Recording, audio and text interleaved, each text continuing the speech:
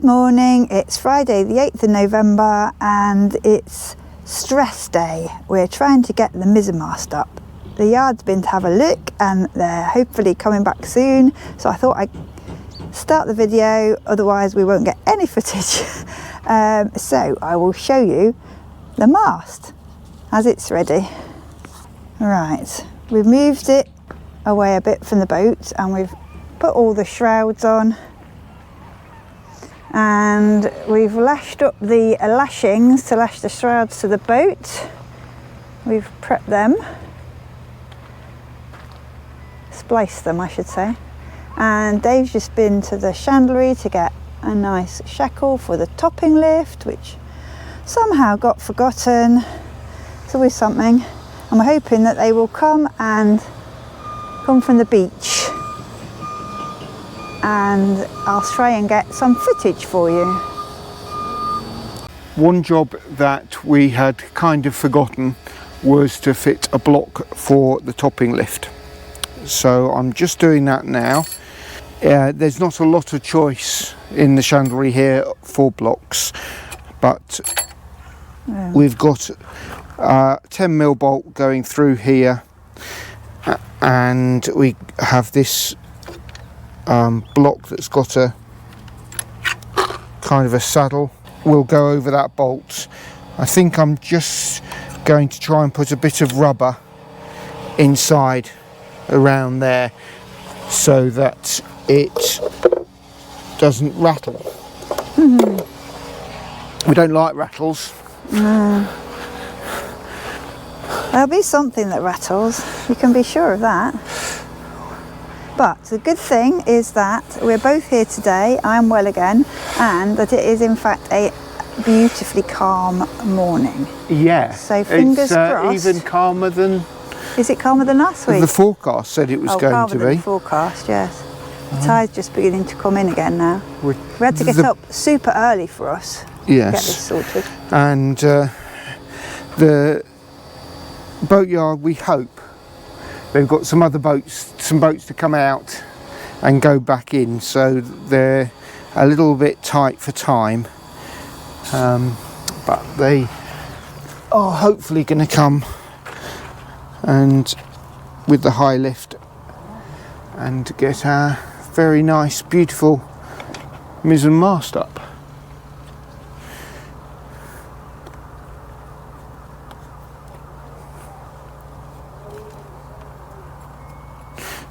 So we're listening out for the beautiful Welsh voice that implies Steve's coming over to do our little job.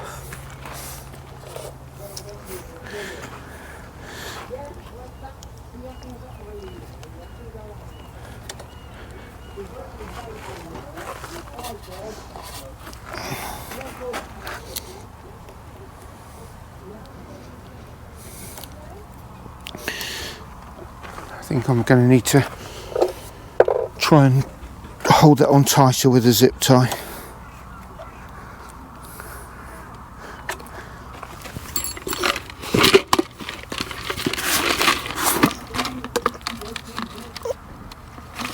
It keeps on winding.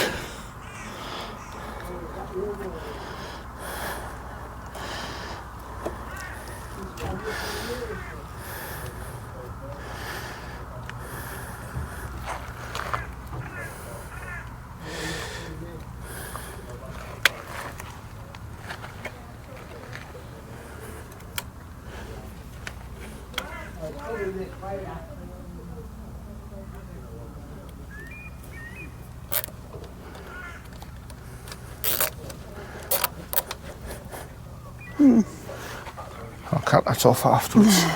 Yeah.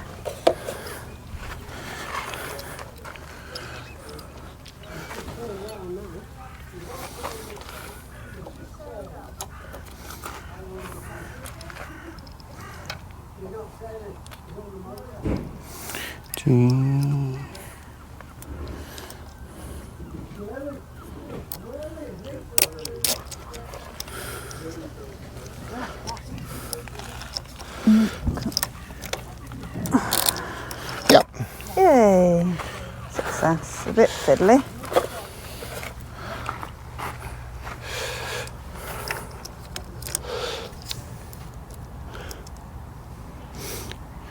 It's one of those jobs where you need to stick your tongue out to do it. The Loctite on or not?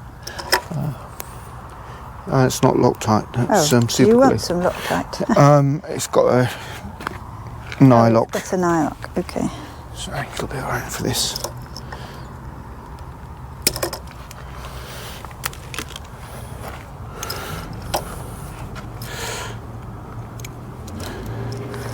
that them coming?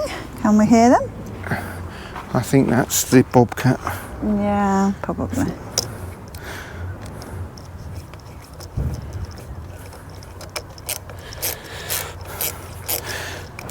Okay, as long as our boom weighs less than 355 kilos. Just a little bit less. The mizzen boom particularly weighs a little less than that.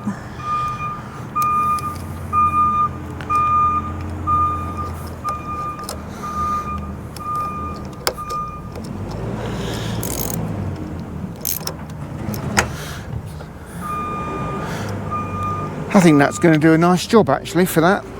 Good. So certainly a lot better than what was there before, because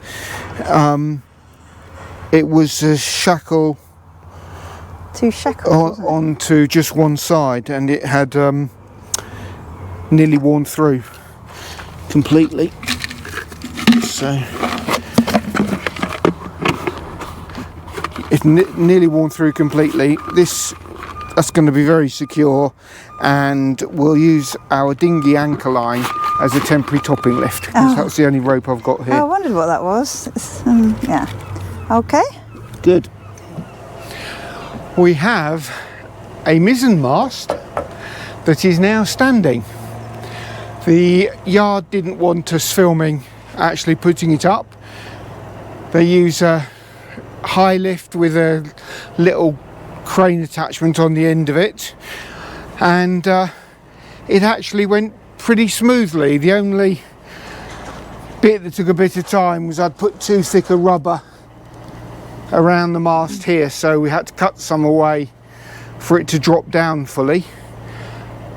Besides that, it's all up. At the moment I'm using the topping lift instead of the running back stays. They're here, so we'll fit those in a minute, but we need to make lashings, temporary lashings for those.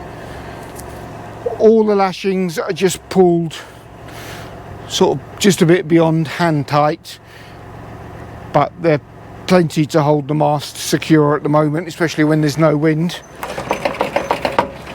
That's not going anywhere, and we can't hear the wires rattling in it, so that's a bit of a triumph. That's important.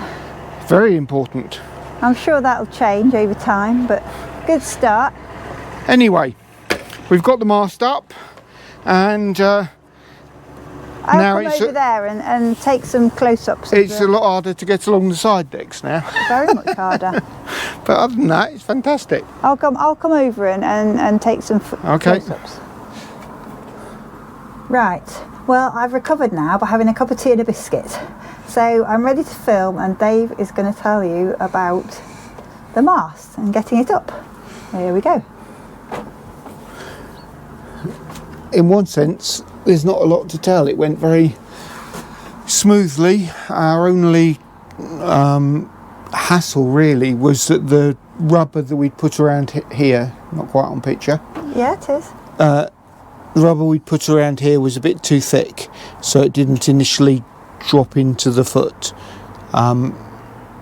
That's the other thing that we will need to work on in the longer term, that our two forestays are a little bit too long.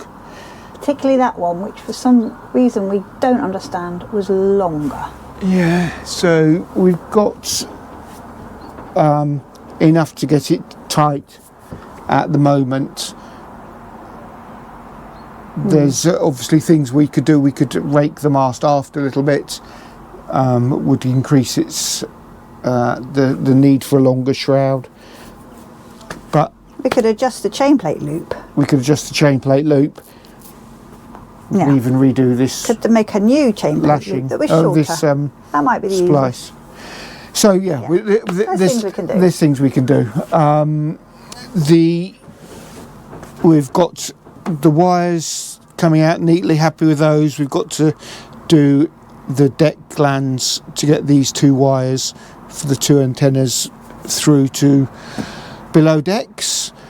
At the moment, all the lashings are just pulled with a wooden bar as a handle. Yeah, they're not very tight. So they're not particularly tight. We're going to go round and tighten them up a bit and get keep the mast absolutely level, vertical. As we do that, we can use the topping lift as an extra. Good job you remember to put that on, my dear. Good job you remember to put it on. We can use that as an extra mobile shroud to back up anyone that we are undoing the lashing. And generally the deck in the aft area now feels a lot more crowded. Yeah. Quite strange. It's going to take a bit. There's one good thing about the black lashing, it kind of draws your eye so you're less likely to trip over it. Not entirely sure that'll work at night. Oh, one other thing that you have discovered since we've had the mast up in this short time is that the boom is longer than we'd kind of hoped. I guess our imagination had perhaps got a little over enthusiastic on that one. We tried calculating it a number of times. It's quite hard when there's no actual mast up to work out where it's going to come to. The boom hasn't got its end fitting on yet, but goes to there. That's the gooseneck. So the good news is that our post here, our calculations weren't that far off. Yeah, we might want to just lower that post a tiny bit just to be sure the boom can't ever hit it. However, when it comes to putting the uprights for the solar panels, the boom is going out further than we'd we had hoped to cut just the end off where there's the sloping piece. Yeah. But that's not going to be adequate to let it clear. We would lose so much sail area if we cut it off to here, which is where we thought we would. So, I don't know which letter we've got to on our plan for the solar panels. We're probably gone round the alphabet. We're on GG now or something. It's best not to think about that. Well, we'll have to do another one. But the good thing is this bit's fine. Yeah. And it wobbles side to side at the moment because we don't have any angles.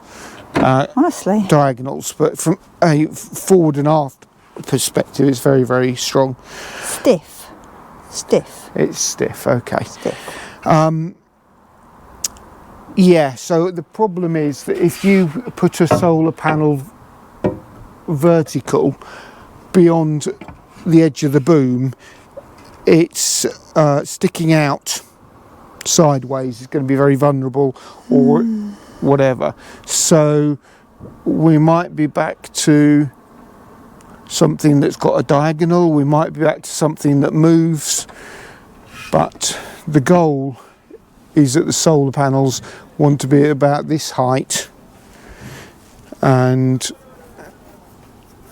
as close to the boat as they can be, but far enough away not to get hit. That's the we want the height under the solar panels for the self-steering. So they've got to be high enough to clear the self-steering, the wind vane, but they've got to be far enough aft to not hit the mizzen. Yes. And we want to be able to bring them round over the aft cabin in storms or when in marinas. Yeah, so we're not asking for much really. It should be an easy job. I don't know how come it's taken us so long to design it. If we just got rid of this thing. Of course, some people would say the obvious solution was to make the boat single-masted, but that's far too. We don't want to do that. No, we don't, because if these are underpowered as it is, so losing all that sail area would be just make it even harder to sail everywhere. Anyway, we're just going to go round and continue to ensure that the mast is upright. Just doing a very quick check now. We are within half a degree already. Oh, cool. Every time you tighten one though, it goes the other way and you have to keep... Oh, I don't think that shows up on the camera. That's currently 89.95 degrees. Very That's impressive. Pretty close, isn't it? And this way it's 89.25 degrees. And I can never... Yeah, but we want it slightly one way at the moment, you said? Which way Yeah, did it you wants want to go aft a little bit, I think, which is great because that's...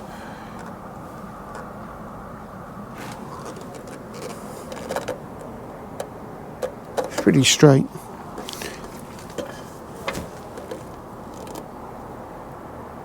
Yeah, very close. Okay, very happy. So we'll get on with that. We might film some of it, we might not. We'll see. Yeah? Yeah. Okay. Jane's made the eye splice in the end here, and while we were sorting things out, we realised that the chain plate loops we had for the forestays were actually slightly longer than some of the others. So I've swapped it. We've got a slightly shorter one there, which means we should hopefully have enough length here. This may not be the right way to do it. It's certainly not the way the rigging doctor do it. We may change it later, but at the moment I'm just doing using the eye splice to make a cow hitch onto the low friction ring. The advantage is then we can just take the lashing off without having to undo a splice. And then our challenge is always to thread these through without getting any twists so that the line doesn't lock on itself. We have already decided that when we do our main mast, where everything is scaled up a lot, we're not going to use low friction rings, but we're going to have something that where the lines don't jam against each other. Caligo Marine makes some very fancy things. We won't be buying those because we can't afford them. We would if we had the money. Yes. Essentially they make like a titanium deadeye, so each turn goes through a separate hole and they don't look on each other. Nice. I'm wondering whether we can make our own deadeyes like that out of acetal. Okay. Why you're not doing this with the crane standing there? Much easier. It's a lot less stressful.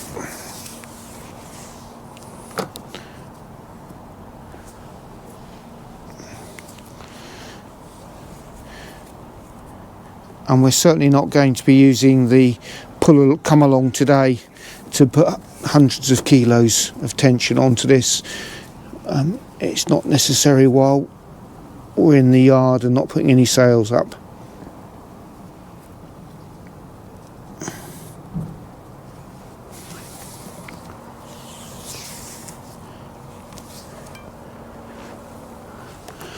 Looks good. 3 turns each side, which is already plenty for strength.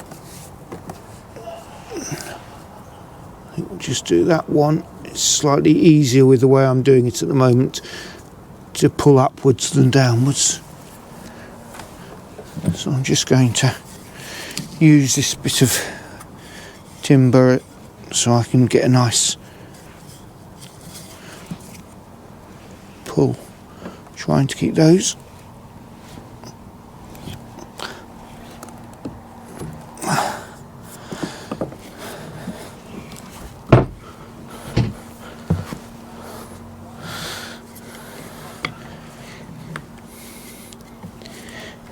Come on, let's get my legs, not my back.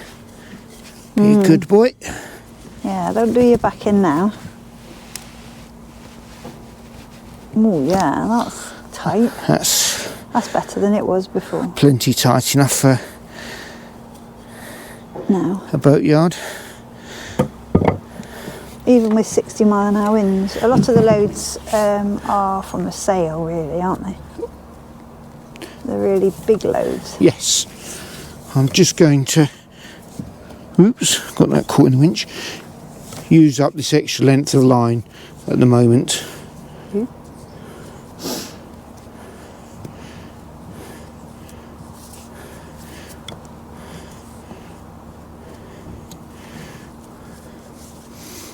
And I'm just going to thread it through and then I'll just take the slack out.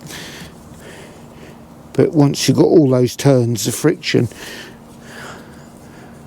does tend to hold it. So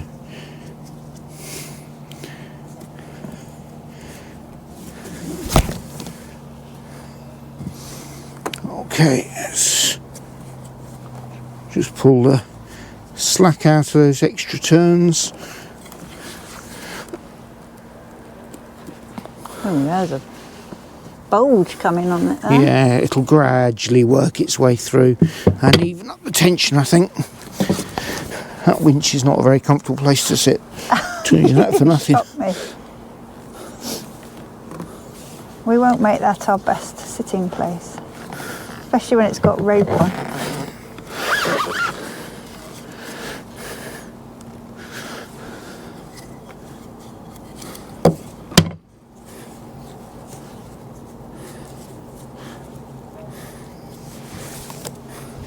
And for the moment I'm going to do a series of half hitches up here and then some sort of frapping turns to lock them. We'll see how it goes. I know, again, Rigging Doctor uses a separate line to do the tying off rather than the lashing itself. But as I've got lots of length here,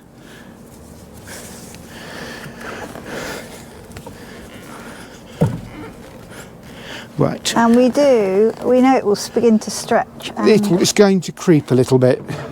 also, So we've got the winter for it to be tested with the wind blowing across. okay, so we'll put the lower one back where I'd stolen the shorter chain plate loop. Right, I'll stop here. Well, that's the end of this week's video. The Mizzen Mast is all sorted. The last thing I've done is put little lashings whipping on the lashings just to stop the Dyneema coming undone, sliding at all. It is very much just tension to hold the mast up at the moment. It's not tension fully for sailing, don't panic.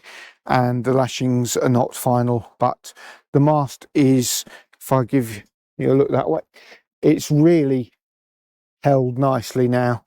No movement, and we're within 0.1 of a degree vertical forward and aft, and within about half a degree side to side. There's no bends in the mast, so very, very happy indeed.